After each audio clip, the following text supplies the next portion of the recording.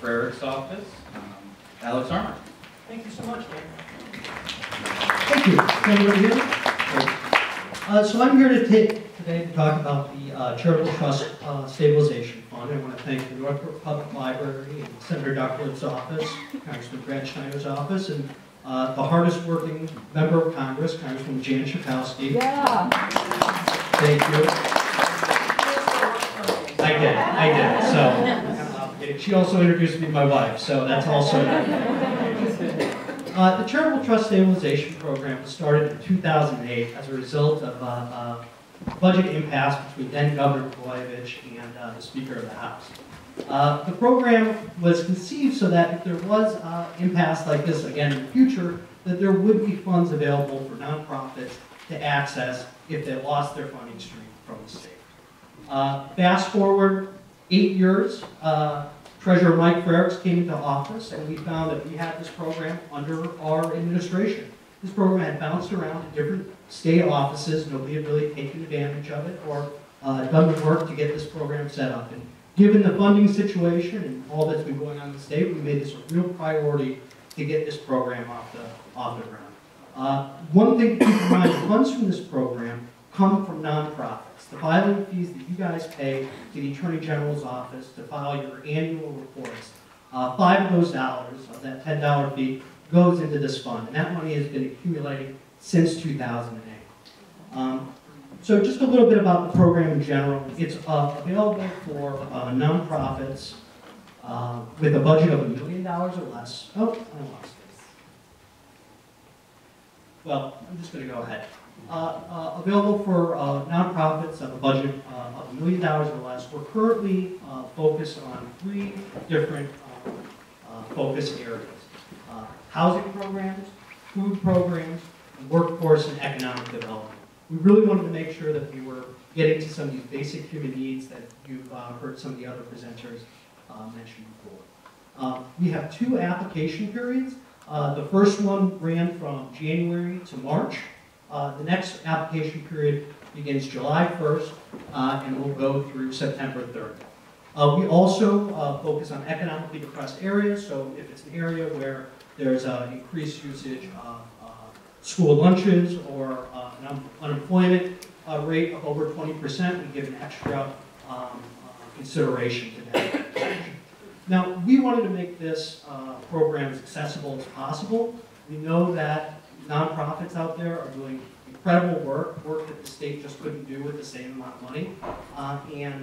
We really wanted to make it easy for you guys to run your program. So we have a process that's, I would say, a little bit heavy on the front end. We ask for a lot of supporting documentation to make sure that you guys are in good standing with the federal government and with the state government, with the Secretary of State's office and the Attorney General's office. But from there, we kind of let you do what you will with the money, knowing that you guys have a good track record of going out and providing services to the community. So again, organizations with an operating budget of $1 million or less, organizations need to be based in the state of Illinois, and they must be in good standing with the Illinois Secretary of State's office and the Illinois Attorney General's Department of Charitable Trust. We're also going to request a lot of supporting documentation, your federal 990s, your AG 990s, budgets, information about your board, that sort of thing. Again, this is a more involved process on the front end, but then we kind of give it to you to use that money accordingly. Again, we look at previous experience as one of our big primary ways that we score our applications. We are not a big foundation like the Chicago Community Trust or some of these other organizations. It's just me. So we really are looking to see what kind of work you guys have done in the past, what kind of organizational support you've gotten from other foundations, other state and federal grants, so that's a big thing. And you can see some of the other categories up here. Grants should not be more than 30% of the organization's budget. $25,000 is the maximum amount that we will award, and we also want to see that exceed 25% of overhead costs, but there is obviously some of that can go to overhead. And we also allow for one-time expenditure section. So if, for example, you're purchasing a van to transport people from various services, we did give a grant to an organization, Urbana, to run an after-school program, so they can get kids from school to the program and serve them hot lunch or after-school lunch. And just a few more examples of some of the organizations that we have funded. Again, we're focused on food programs, housing programs, and workforce and economic development. On Chicago's north side, a long-standing food pantry, the Common Pantry. In Decatur, a Big Brothers Big Sisters, working with high school students to develop job skills and get them on a path to college. And in the city of Chicago, a recovery house focused on women. It's been around since 1983.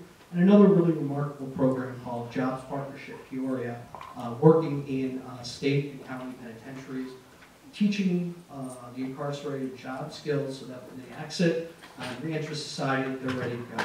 And this organization cites about a 50% recidivism rate for the general population of people re-entering society. Their program has got that down to about 10%. So really doing amazing work. And that's really the basic information. You can find out more about our eligibility requirements by going to ilcharitabletrust.com. I left some flyers out there as well as a business card. Our next application period starts July 1st, runs through September 30th. We are working with Forefront and the Illinois Community Foundations to help support the work. But we really invite you guys to take a look. We want you to apply.